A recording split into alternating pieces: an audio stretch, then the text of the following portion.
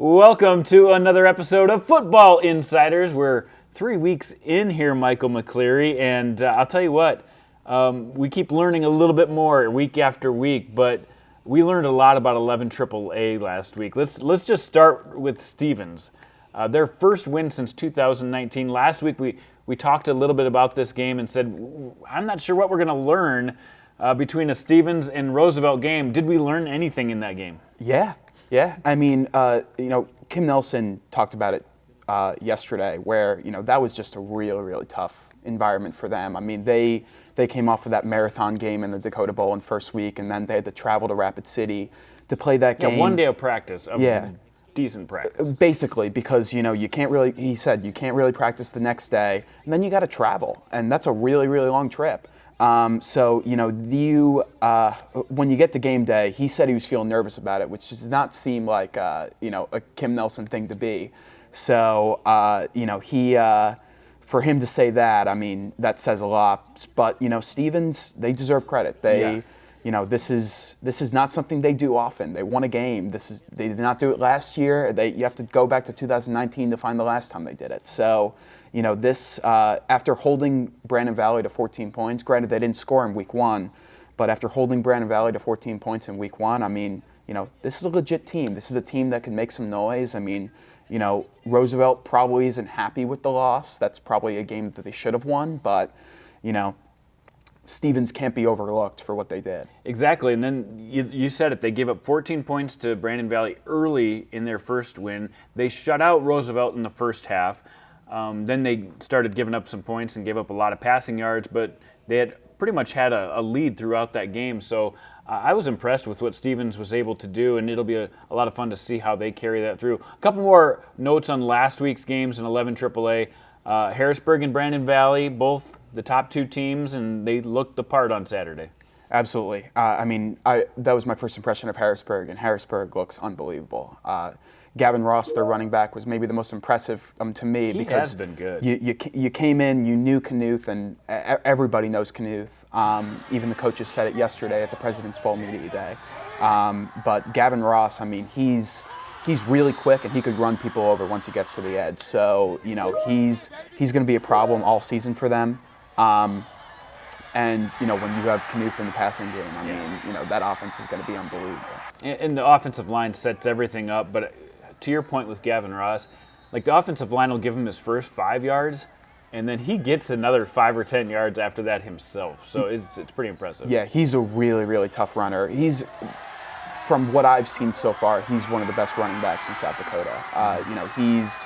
He's really quick. Like for somebody his size, he's kind of smaller stature, but he's got a big build. Yeah. For someone his size, you don't expect him to be that fast, but he gets to the edge really quick. And when he's on the outside, if you only have one defender coming at him, he's probably going to be in the end zone. Like that's a really tough guy to stop. And when you're focusing so much on your pass rush and trying to get to Knuth, I mean, if Knuth can just take a shotgun snap and hand it right to Ross and let him do his thing, I mean, is Harrisburg's offense ever going to be stopped? It's going to be really tough to stop that offense, that's for sure. And who gets the chance to do that this week? Lincoln, the other undefeated team in 11 AAA. And I'll tell you what, with a minute left in the game, I wasn't sure they were going to be undefeated. Pretty crazy ending to that game. Yeah, I don't think head coach Jared Fredenberg thought they were going to be undefeated either. I mean, he joked yesterday where the strategy coming into this week is to keep it close until the final 3 seconds and then just throw it up. So, that's strategy that worked for them last week. Obviously, just an unbelievable play at the end of the game. A Hail Mary that didn't even reach the end zone, just fortunately falls into the arms of a Lincoln receiver that, just has a few steps into the end zone. I mean, you saw just generally just Watertown players just collapse. Because they had a heck of a game. And that game was theirs until the ball ended up in Lincoln's arms. I mean, that's a really tough loss for them. But Lincoln's coming into this week, emotions are extremely high, and against the Harrisburg team, I mean, he joked about it at the beginning, but they really just kind of need to keep it close until the end. That's what they need to do. They need to strike late. Coach Fredenberg also said, about that Hail Mary. First of all, he was not happy with the way they played down the stretch. They gave up the entire field, gave up a 2-point conversion to go down, didn't manage the clock well out of the kickoff. He said, I was not happy with the way things were unfolding until, we get bailed out with a Hail Mary. So they're going to need to continue that winning streak, but they're going to have to start upping their game a little bit if they want to compete with the big boys. Yeah, and if you had no context coming into those final 2 minutes, like if you watch the final 2 minutes of that game, just a video clip of it, you would have thought this is a happy video about a Watertown win over a AAA team. Yeah. But that last play, I mean, they got the ball back with I think about 34 seconds left in the game, and their first couple plays they kind of just tossed it to the outside, just tried to get out of bounds. Didn't really, like you said, didn't really handle it really that well. I mean, they didn't take many shots. And then their last shot, their only shot really. It worked. It worked. Yep. So, very fortunate win for them. But, it's got to be a boost coming into this game, especially playing against the top team in the state. I mean, to come in 2-0, I mean, to leave this game 2-1 with a little bit of a moral victory, I mean, that still says something in a very, very close AAA race. Yeah, exactly. Well, let's talk about this week's games in 11 AAA. There's 9 teams in the class. 8 of them are involved in the President's Bowl. We have 4 games in the President's Bowl this year. The first time it's gone to so many games. 2 on Friday, 2 on Saturday, and we're going to go in the order of these games and hear from some of these coaches. Let's start with Stevens at Jefferson. We didn't have a chance to talk to Michael Scott of Stevens, but we did hear from Jefferson coach Vince Benedetto as he talked about what he's looking forward to in facing Stevens. Coach Scott has done a really good job with that program. They play hard, they play fast, and now they get a win last week, and now they're really believing.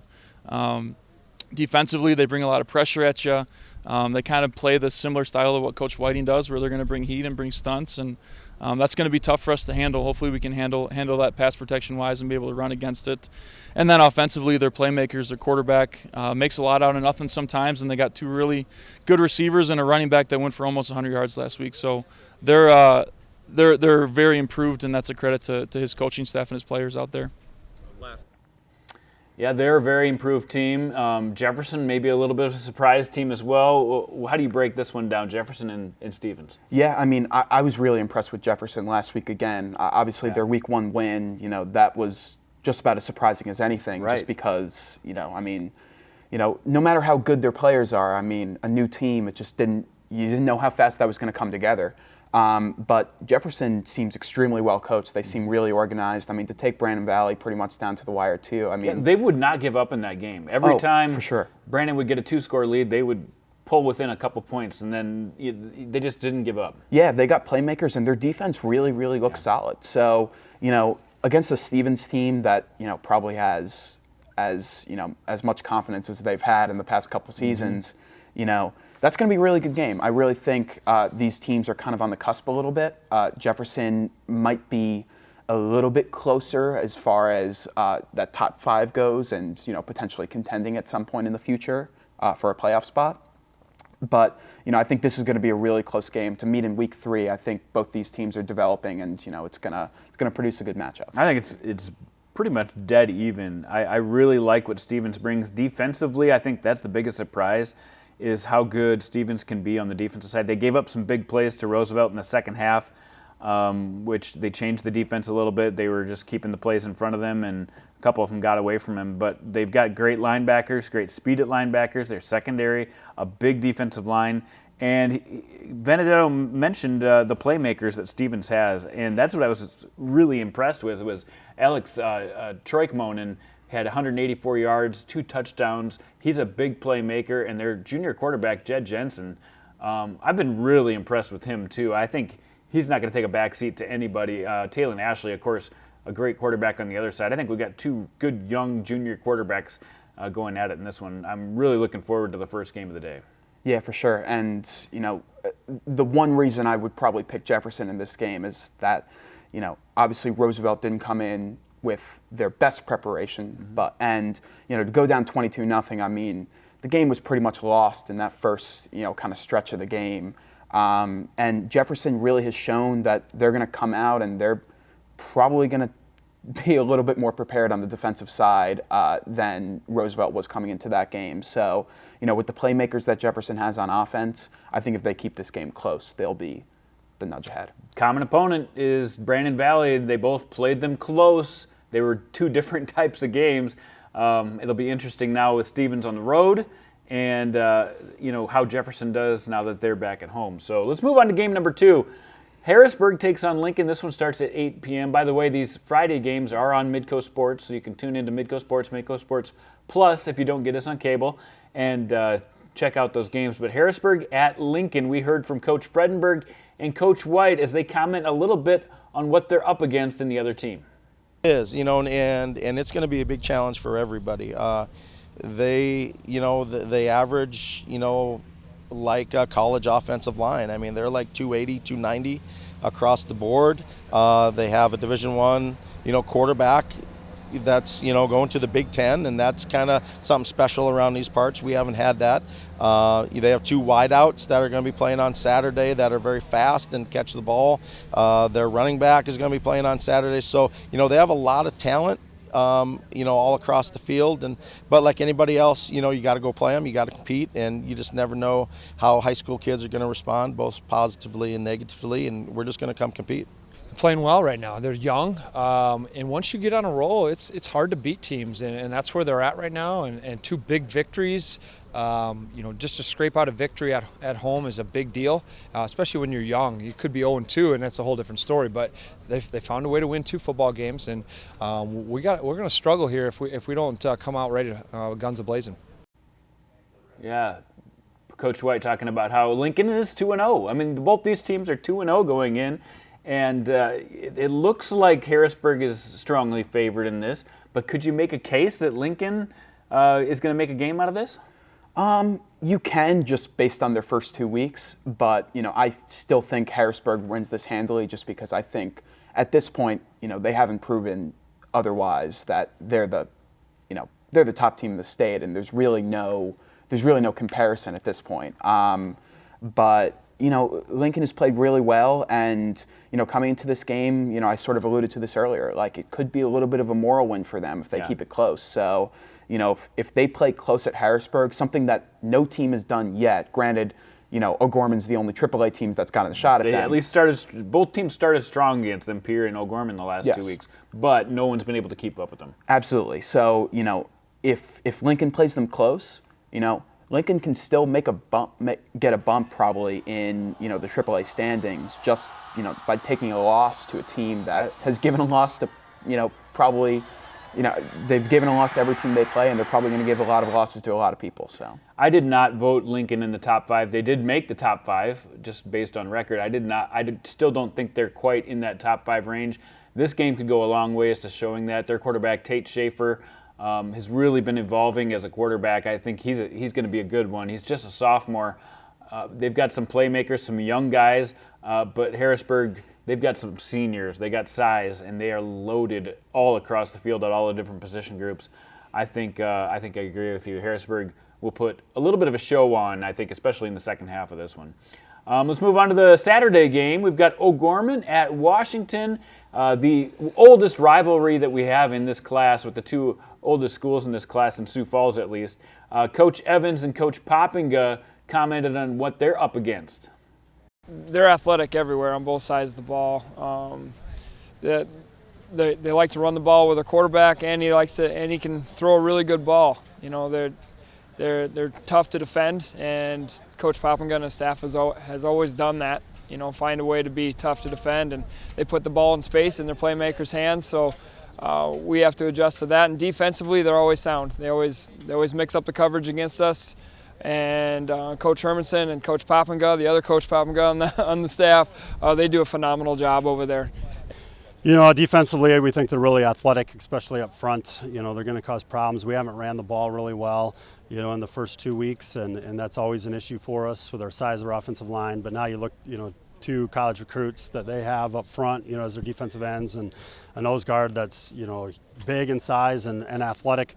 So up front, we know that's going to be an issue. Their linebackers are always fast and athletic. So, I mean, all of those things we're going to have to find ways to get out in space with our kids. I mean, that's when we're the most successful and go out and try to win a football game. But defensively, we think they're definitely a very talented squad and have held two really good teams.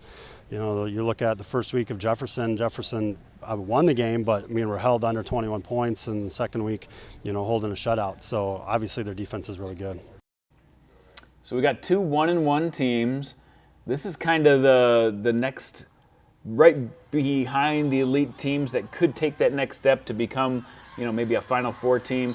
It'll be interesting to see who comes out on top on this one, Washington and O'Gorman. Yeah, I like both of these teams. Yeah. I think O'Gorman, showed that they're a really good team in week one. I think with a lot of teams going up against Harrisburg is going to expose them a little bit. Mm-hmm. But, in terms of teams that are right on the cusp in AAA, O'Gorman's right there. And Washington didn't have a great first week, but then they went and scored more points than anybody in all of South Dakota the next week. So I was actually happy to see them break out because, quarterback Max Thompson, he had 16 to 17 passes completed. I mean, that's a confidence booster after doesn't a really, matter who really, you're playing. That's good. Exactly, and that's he had a really, really rough week one. He's a good quarterback, so it was good to see them break out. And you saw Coach Poppinga talking about it. They got really, really strong players on the line in Abraham Myers and Kendis Ledbetter. That's going to be hard to contain if you're an offensive line, and I think they're just going to get better and better over the course of the season. So I think these two defensive lines have the best pair of edge rushers in the state. You mentioned Abe Myers and Kendis Ledbetter, but I think Rush Landry and David Alpers for O'Gorman, that's the strength of their defense, and if they can get after the tackles of Washington and disrupt what they do a little bit, I think this O'Gorman defense has a shot to keep this game close. Washington, when they started running the ball well, I think that's really when it changed for them against Jefferson, and I think last week they continued that with Blessing Tanai and Elijah Tanai running the football. I think they really found some balance on offense, and I think when they have that balance, they're a tough team to beat. This game is definitely a toss-up for me. Yeah, and you mentioned David Alpers and Rush Landry. It's pretty remarkable that you could turn your defensive ends on one side of the ball and then send them out as wide receivers on the other side. I mean, Bennett Dannenbring has looked really, really good as a quarterback. I think he has too. And he obviously can make plays with his feet, but he gets better and better each week as a passer. So once they maintain that connection, and Manny Struck has been really, really good running deep routes as well. They got a lot of playmakers on that offense, and they're going to be a really, really good team come season's end. Really looking forward to the first one at Howard Wood Field on Saturday. Let's move on to the cap of the President's Bowl. We've got Brandon Valley at Roosevelt, two teams that have historically played in the Final Four, the semifinals throughout the years, and a couple times in championship game settings. And Coach Nelson and the interim coach, Matt Christensen, had this to say. We have to get the ball. We have to have the ball. If Brandon Valley keeps it away from us, then the pressure to score every time becomes greater and greater. But we did that already. We showed that we could do that if we had to. And so I feel confident that we can hang in there with them. If we can get a couple 3-and-outs early in the game, maybe get ahead, maybe stay. If there's nothing else, stay close, then I think we have a shot. That's a great team that will really come after us. We haven't beaten them in quite a few years, and they've got just a gigantic offensive line and a couple really tough running backs, a quarterback that's way better than in the summer. Talk about a meteoric rise for a kid to toss the ball around like that with a lot of composure and know the playbook and know where the ball needs to get and how it needs to get there. Their defense is, going to line up right and fly around, and they love hitting too, and they always have good swarming mentality. So we just have to let competition bring out the best in us and take on the environment and just embrace it and love it, because it's going to be, a real huge crowd. We know that. So we've got Roosevelt with an 0-2 start. I don't remember the last time they've started 0-2. But they had a close one with O'Gorman. Ended up being a closer one. They were within 2 points in the fourth quarter against Stevens. And their sophomore quarterback continues to take strides. Jackson Brower ended up throwing for over 400 yards in that game against Stevens. But they're 0-2. What do you make of this Roosevelt team? Yeah, I think it's fair to say that they're probably the best 0-2 team, one of the best 0-2 teams in the state at this point, and going up against a really, really tough Brandon Valley opponent, I mean, there's a potential that they might be one of the best 0-3 teams come next week. I have to agree with you. If they are 0-3 next week, it's still a dangerous team. Absolutely, and Coach Nelson was talking about it a little bit. I mean, Jackson Brower is their sophomore starting quarterback, and they tried to run the ball a little bit early last week, but Stevens started stacking 7-8 players in the box, so they decided to go with the pass, and they did so 41 times, and he threw for over 400 yards. He said he broke a school record. Yeah.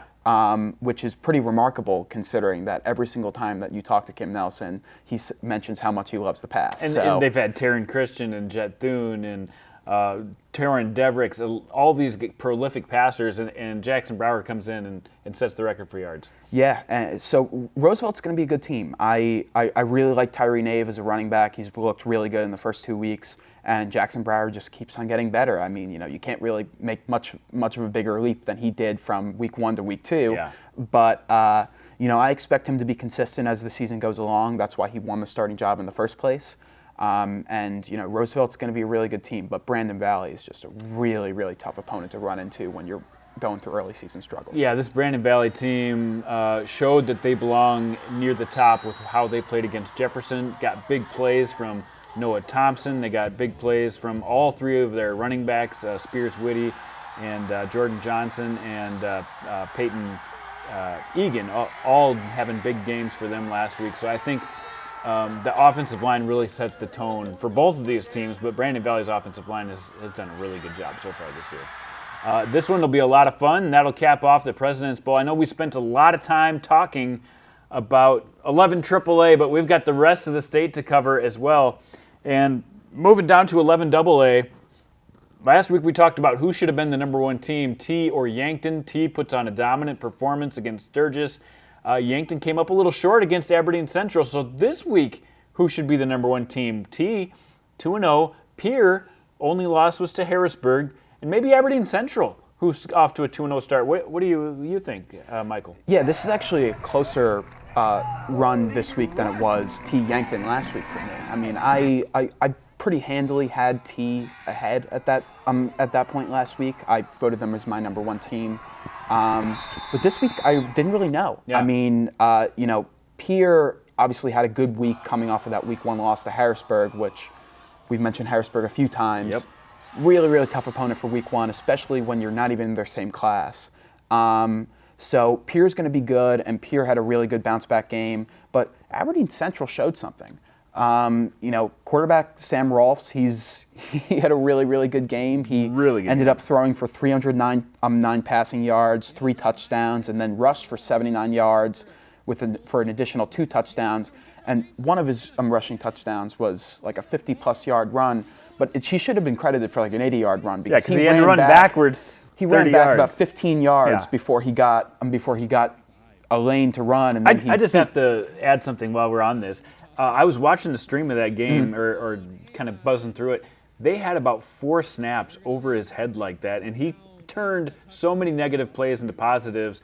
I think Sam Rolfs is a freak good athlete. Yeah, when you have a player like that, it's hard to bet against your team, especially playing the most important position on the field. So, Aberdeen Central, I really think that they have a chance to be number 1 at some point of this year. Pierre and T are sort of above them at this point. I have them ranked 1, 2, 3, T, Pierre, and then Aberdeen Central. But this is one of the closest 3-man races in the state right now. Aberdeen Central to be 2-0, T to be 2-0 after a promotion from their previous class. And then Pierre has always kind of dominated AA. So, they're going to be good, and they showed that they're going to be good last week. But yeah, it's really hard to pick. But at this point, I'd probably pick T just based on how this early season has gone. All right, this week's game's coming up. Brookings at Watertown. Watertown, Hail Mary away from being 2-0, and Brookings' only loss coming to T in that opening week. That'll be an interesting one. Aberdeen Central at Mitchell. Mitchell just lost to Pierre. But Mitchell back at home. That'll be a Saturday game. T takes on Huron. That one's also a Saturday game. And then Sturgis travels to Pierre. So anything in that group of games that you want to point out? Yeah, well, Watertown, I feel like they deserve a lot of credit for taking Lincoln down to the wire. I mean, they had that game won, as we discussed earlier, and at the last second, just a fortunate play just went Lincoln's way, and then they lost that game. You could kind of see in just the way that their players took it that was a tough one. That was a game that they thought they had because they had a really, really strong stretch at the end there. So Watertown is going to be right in the mix there. And also Sturgis. I mean, Sturgis made the number one this week. They, a loss to T bumped T to number one in AA, and they're going up against Pierre, which is right there with T, for that number one spot. So if Pierre comes out and dominates Sturgis, and maybe Huron takes T really close, maybe Pierre's right up there at number one. Maybe Sturgis can make 2 number ones in 2 straight weeks. We said at the beginning of the year, 11 AA is one of the most fascinating classes. It's really living up to be that. We have to mention Yankton too, who was the number one team.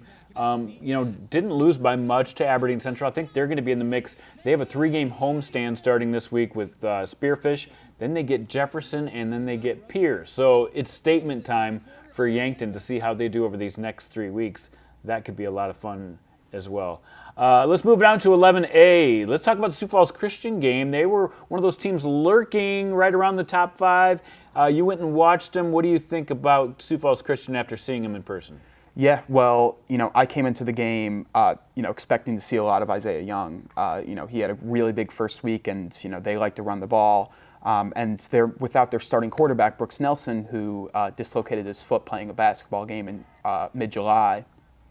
But, I was surprised. I went down, and their backup quarterback, Tate Snyder, really dominated that game. He was unbelievable, both running the football. He's a converted wide receiver, which Nelson is as well. So they're both great athletes. But, Snyder seemed like the type of guy who, you kind of throw him those wide receiver screens and just let him do work. And that's what he did at the quarterback spot the other day. I mean, he looked impressive throwing the ball, but when he got out in the open field, it was hard to bring him down. That was the key for Snyder. He did throw a couple picks. He didn't throw a ton downfield, but he was efficient enough to really command this game for Sioux Falls Christian. And to me, that put them in contender status. I think they're right up in 11A with those top 3 or 4 teams, and we'll see how this vaults them on going through the season. This week's games, no top 5 matchups, no ranked teams against other ranked teams, but we do have a couple of undefeated teams. We got the Madison Bulldogs heading down to Vermilion, and right now, number 1 is Canton, but they struggled a little bit with Tri-Valley. I think Madison has a chance to make a statement by taking care of business against Vermilion, and they really could be considered for that top spot depending on how they play. Their quarterback, Nate Rickey, I'll tell you what, one of the best dual threat quarterbacks in the state, and I think they're really deep at the receiver position.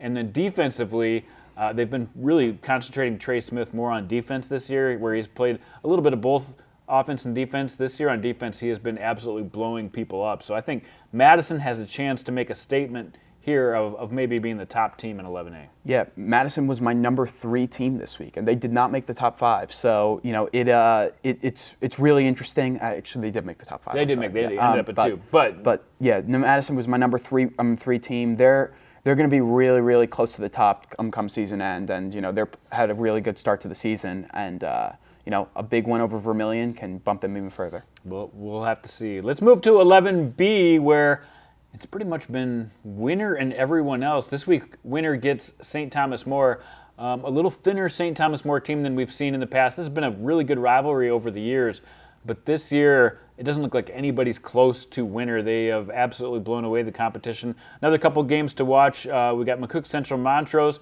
playing Elk Point Jefferson, 2 of the maybe upstart teams in this class. They play against each other. That'll be a good measuring stick to see where they're at. Jim River off to a 2-0 start, taking on Woolsey Westington Springs Sanborn Central, who their only loss came to Sioux Valley. And Jim River is a team that we didn't know much about because we've got 2 new 9-man teams co-oping in Scotland and Menno. And they've gotten off to a good start, so I'm going to be keeping an eye on that one. You said you had a chance to talk to Jim Rivers' AD, or Menno's AD. Yeah, Menno Superintendent Tom Rice, spoke to me on the phone, and we talked actually prior to the season before we even knew that Jim River was going to be one of these teams in the mix here. Interesting note on them, they played their homecoming game on a Friday afternoon because there was a lot of mixing around in the state this year because of a shortage in the number of available referees to fill time slots in some of the small, less densely populated parts of the state. So look out for that story at argusleader.com this Sunday. Definitely check that out. And I think, these first 2 or 3 weeks we get a lot of Saturday games with these bowl games, and that frees up some official crews. I think as the season goes on, if we continue with the shortage, we might have more and more games moved up to that 3 o'clock time span so a crew can work 2 games in the same night. So interesting development. We'll have to check that out. Let's move on to the 9-man classes, and the game I really want to put a focus on this week and I'm really excited for is Chester area at Howard. Last week, Howard made a statement against Canastota Freeman. Canastota Freeman already with 2 losses this year, but maybe 2 of the best 9-man teams in Platte Geddes and to Howard. But I'll tell you what, a lot of people were down on Howard this year because they lost so many starters, but they have a young group that's really come up and filled the holes. Jay Syfor has played more at tight end this year, and he's had a couple touchdowns last week against Canastota Freeman. This week they take on Chester, and Chester's been that team for me. And I know I've mentioned this in the past, but I'm going to keep mentioning it. They're that surprise team in 9-man who are going to go from a 500 team to a contender, and we've seen it so far this year. They're putting up points in bunches. Stratton Eppert has been absolutely dominating, throwing for over 200 yards, running for over 100 yards in the last couple of weeks. He's just that kind of weapon at quarterback, and he has really been on display. And his receivers, Ryan Benson has been unbelievable, and then their youngster, Jovi Wolf, one of the best in the business, one of the best young 9-man players we've seen in the state. And I think if Chester can play with Howard, they say something. If they win this game, we've got to be talking about them as a potential championship caliber team. So I think Chester is one to watch. Another one to check out, Wall at Phillip. These 2 teams are undefeated, and sometimes we forget about teams that are out West River, and Wall has done their job. They've answered every call, and they've gotten better and better with Lex Heathershaw over the last couple of years coaching. And I think this is going to be a tough one going on the road to Phillip, playing a team that has shown signs of becoming a contender. So I think this one will tell us a lot about those 2 teams. And then 9B, we just have to say, every single week, a different number 1. We started out the year with Del St. Mary at number 1. They lost. We started out the next week with a new number 1. They lost. And then last week, once again, Sully Buttes was crowned at number 1.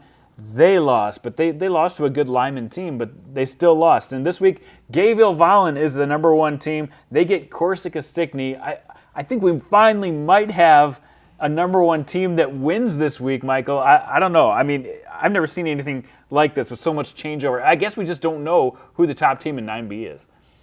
Yeah, it's been a crazy couple weeks, but I think we've sort of learned what we can learn at this point, and now it's now it's up for that number 1 team to finally keep that spot. I mean, at the beginning of the year, I talked to different coaches, and they were like, "I think Hardin County's probably the best team." They spent 1 week at number 1 before losing to Wall. I had people tell me that they thought Corsica Stickney was good, Alcester Hudson, and I think they're kind of going on tradition more than anything because those teams have really struggled coming out of the gate. I think Avon's been one team to really keep our eye on, that they could be the next top team. They've finally got some senior talent. They've had a pretty young team over the last few years, so I think that maybe they will bounce back and make something happen, but we'll keep an eye on 9B for you. Another segment we added to the Rolodex this week is the old, I guess we're going to call it the Q&A, question and answer. But if you want to send us a question, we do tape this earlier in the day, so you have to let us know on Wednesday or Tuesday or a couple days before.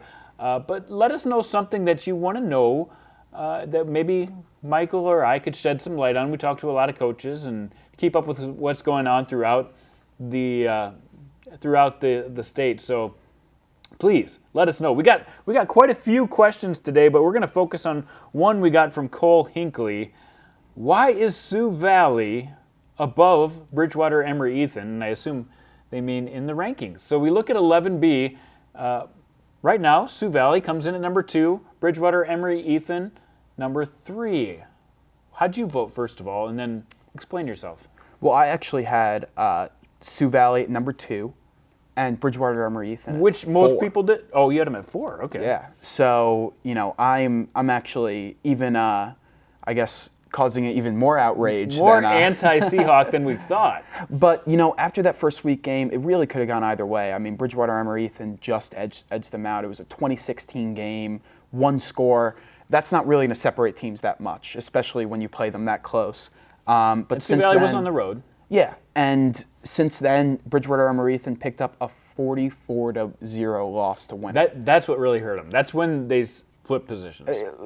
Winter is obviously, we've mentioned them like they're head and shoulders above people. After that win, we really started believing that. Yeah, and so it's not surprising that they're going out and pretty much any opponent they go against, they're destroying. But for Bridgewater, Emory, Ethan to be the number 2 team, I think I had them at 2 and 3. Bridgewater, Emory, Ethan, Sioux Valley after that first week game.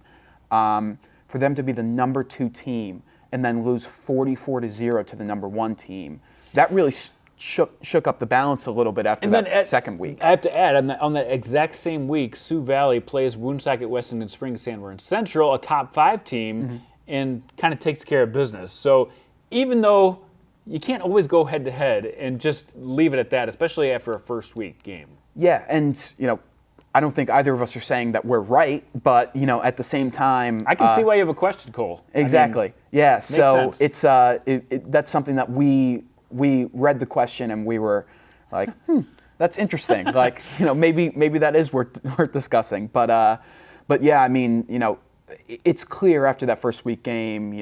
First weeks bring a whole bunch of things. Right. I mean, there were a bunch of people who were going down with cramps after that first week, right. which took some big players out of the game. We mentioned Kalen Garrett in DeSmet. Yeah. He didn't play that whole second half. So it's there's a lot of stuff that happens in week 1, and that 2016 game, potentially Bridgewater, Emory, Ethan doesn't win that game, now, or potentially they win it by more. Exactly. Now. So it's really hard to say.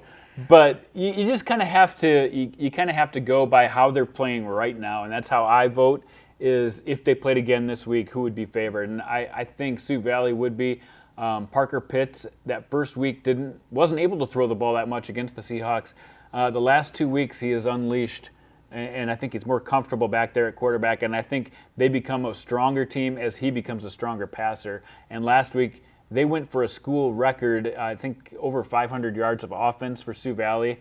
I think this offense is finally clicking with Parker Pitts able to throw for over 200 every time he goes out. Now, the interesting thing to note is, if Bridgewater Emory is indeed better than Sioux Valley, we might as well just hand winner the state championship at this point, We're right? Just talking about the semifinals. So I guess in making these rankings, we're being a little optimistic that it's still open at week 3 in the season.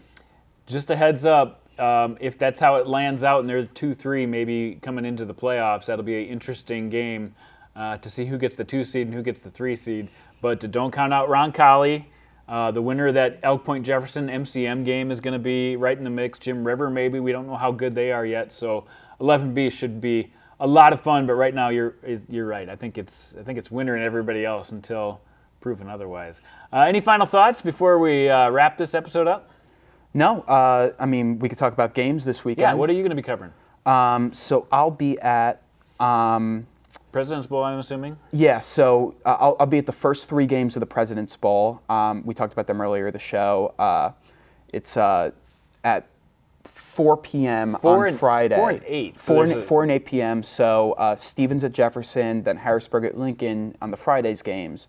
And then I'm going to be at O'Gorman, Washington, and then we have a stringer covering Brandon Valley at Roosevelt. So Argus Leader will be at all 4 of those President's Bowl games. We got a big weekend ahead. I'm really excited for it. Friday's going to be a big football game. Big football day for me. So yeah, it is a lot of fun, and they are spread out. So Midco Sports, as we said, has coverage of that 4 o'clock game and the 8 o'clock game.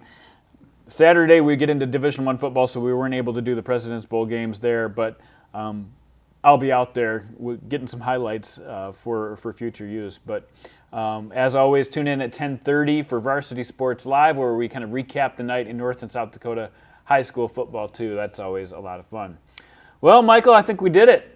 For Michael McCleary, I'm Jason Andera. Thanks for watching.